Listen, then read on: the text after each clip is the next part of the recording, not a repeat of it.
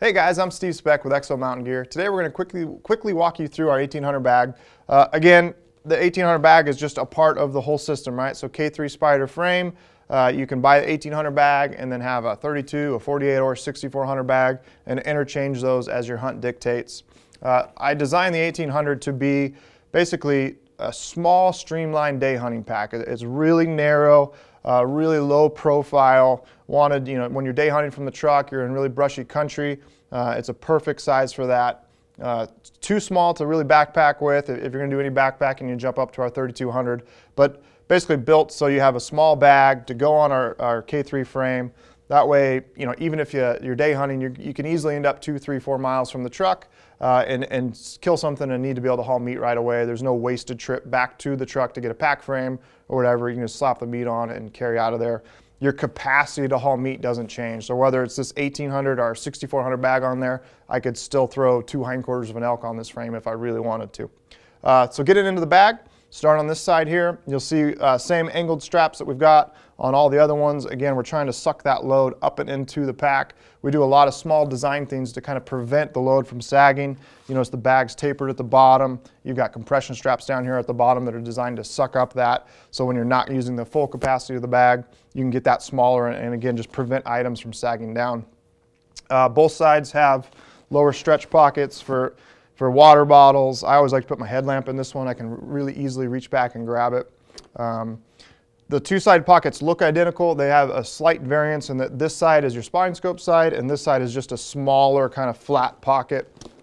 So if I pop off the straps here and open it up, the pocket actually stops right here at my finger and it's just kind of flat.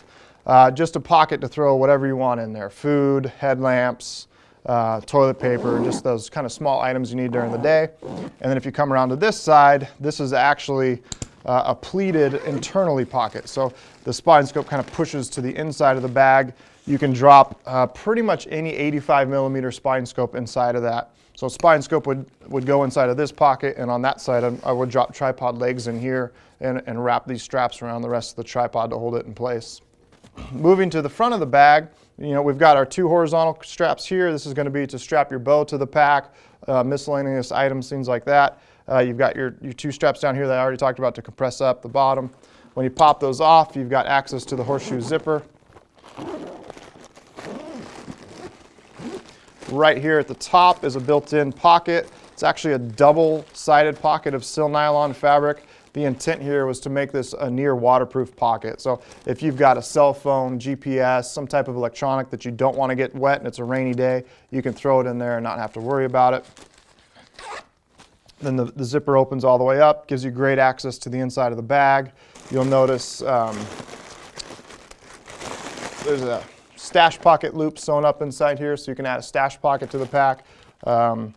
And you can see the white fabric on the back side there, so that's the water bladder sleeve. You'll see that it's all the way across the frame and all the way down to the bottom. That way, if your water bladder ever pops, the water's going to run out the bottom.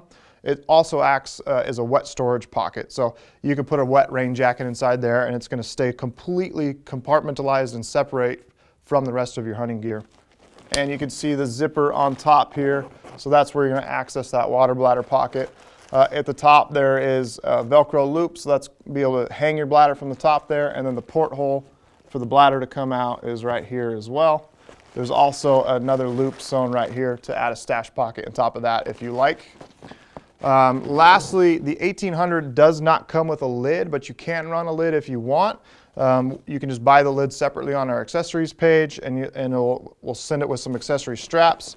There's loops that are kind of tucked in and kind of hidden down in here on both sides. That's going to be what you connect those lid straps to be able to connect the lid to the top of this frame. And just like the rest of our bags, to get the bag off the frame is just a matter of seconds. You just pop off the side compression straps, go to the top of the frame, basically undo those Velcro flaps, and you can see the bag just drops right off, and you got great access to the frame panel. So, we're out there day hunting. We kill a deer 3, 4 miles from the truck. You just quarter it up, throw the straps on, throw the meat right on there, strap it up, and then you simply just take the bag and you're just going to reconnect these straps. Obviously, be kind of extended out. and your meat is just going to get sandwiched in between the bag and the frame. One thing I do recommend on the 1800 is we have what's called accessory straps. They basically run from this loop to that loop, and it allows you to have two straps up there at the top to kind of secure antlers down to the top of the bag so that they're not shifting around on you while you hike. That's pretty much the overall 1800 bag. If you got any more questions, you can check us out at www.exomountaingear.com.